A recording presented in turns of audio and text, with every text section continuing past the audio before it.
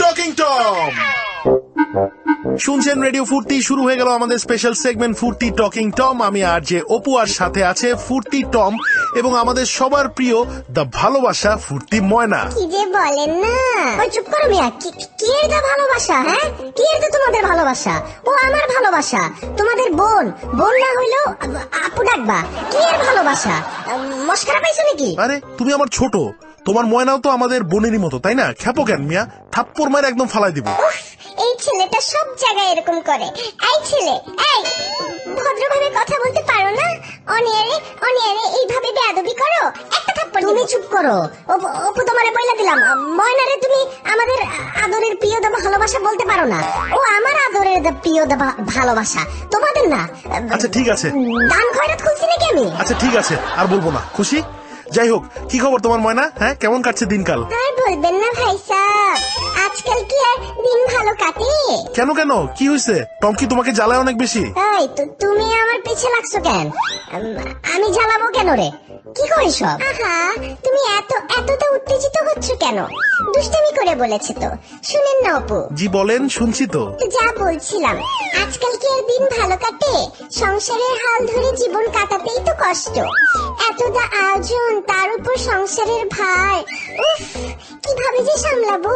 কিসের এত আয়োজন? তুমি ওরা এত প্রশ্ন করতেছো কেন অপু? তুমি চুপ করো তো। এত কথা বলো কেন তুমি? সারাদিন তো ঘ্যানো করো, আমাকে একটু কথা বলতে দাও না। অপু, এত হিন্দি সিরিয়াল কোনটা রেখে যে কোনটা দেখবো বুঝেই উঠতে পারি না। তার উপর দেখা শেষ হয়ে ভাবিদের সাথে এটা নিয়ে গসিপ করতে হবে না। বাচ্চা কাচ্চাদের দিকে তো আর খেয়ালও থাকে না। বাচ্চা মানে? এই বাচ্চা মানে কি আবার? হ্যাঁ তাই তো, বাচ্চা মানে? বাচ্চা কাচ্চা আছে নাকি তোমার? সরি, আসলে হিন্দি সিরিয়ালের ক্যারেক্টারে চলে গেছিলাম। উফ, মাথাটা নষ্ট করে দিল এই সিরিয়াল গুলা। তোমরা দুটো কি শুরু করলা? আমার মাথা খারাপ হয়ে যেতেছে। Old rice not getting rice আর নিউ রাইস ইম্পোর্টিং না। আচ্ছা ঠিক আছে রে ভাই, ঠিক আছে, এখন ঠান্ডা হও, একটা গান ছাড়ি। আর যাই হোক, আপনাদের জন্য রয়েছে একটা দারুণ খবর, গুড নিউজ। এখন থেকে আপনারা আপনাদের প্রশ্ন আমাদের কাছে মেইলেও পাঠাতে পারবেন। এবং যারা কল করে ফোন লাইন পান না তাদের জন্য সুখবর, কারণ মেইলে আপনি আপনার ভয়েস রেকর্ড করে আপনার প্রশ্নটা করতে পারবেন। আমরা আপনার ভয়েস রেকর্ডটা আমরা প্লে করবো, সাথে সাথে আপনার প্রশ্নের উত্তর দিব।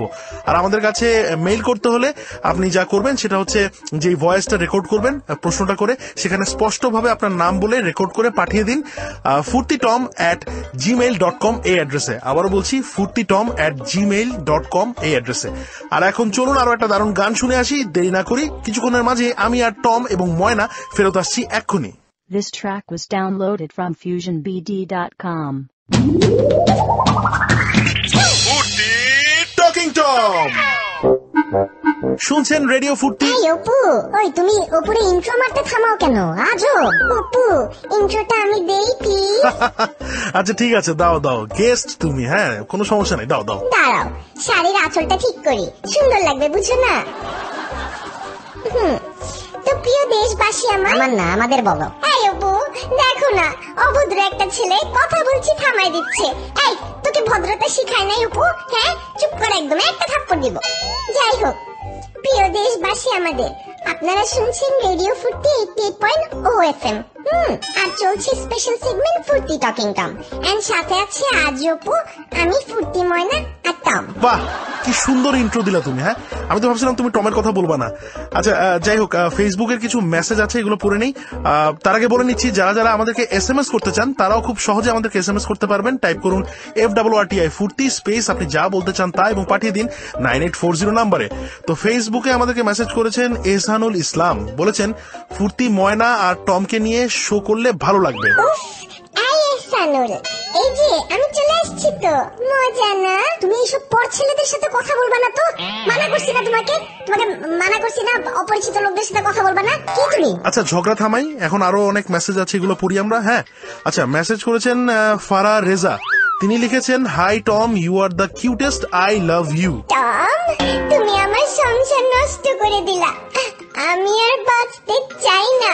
কে ফারা রেজা? কি না সম্পর্ক তোমার ওর সাথে? অপু, আমার জীবন শেষ হয়ে গেল। আমার মাও বলছিল আরে ধুর, আমি চিনি না এই ফারাদেজাকে। এই ফারাদেজা, কি না করলেন আপনি এটা? হ্যাঁ, এই মেসেজটা প্রাইভেটে দিলেও তো হইতো। আর অপু ইচ্ছা করে এটা করলা না, তাই না? তুমি এটা ইচ্ছা করে করছো, খুদাই আমার সাথে ওই মানে গ্যাঞ্জাম লাগাই দিলা। কাজটা কিন্তু ঠিক করলা না। আরে আমি কি করলাম? আমি তো জাস্ট মেসেজটা পড়লাম। তুমি মানে সবকিছুতে এত উত্তেজিত হওয়া তো ঠিক না। হ্যাঁ, আর এটাতে খারাপের কিছু তো নাই, তাই না? লিসেনাররা মানে বলবে এটা লিসেনারদের ভালো দা বাসা, এটা নিয়ে এত রাগারাগির কিছু তো নাই। আচ্ছা, আর একটা মেসেজ আছে, সেটা পরেই লিখেছেন শেখদার এশা। তিনি বলেছেন যে টম দা বিলাই, আমার হাজবেন্ডের সাথে কথা বলতে আমি একটু লজ্জা পাই, কি করা যায়? মুখে গামছা পেঁচায় কথা বলবেন, নাহলে ফেসবুকে জামাইয়ের সাথে চ্যাট করবেন প্রাইভেটে, তাই না? পিসি এর পিছে থাকলে লজ্জা থাকে না।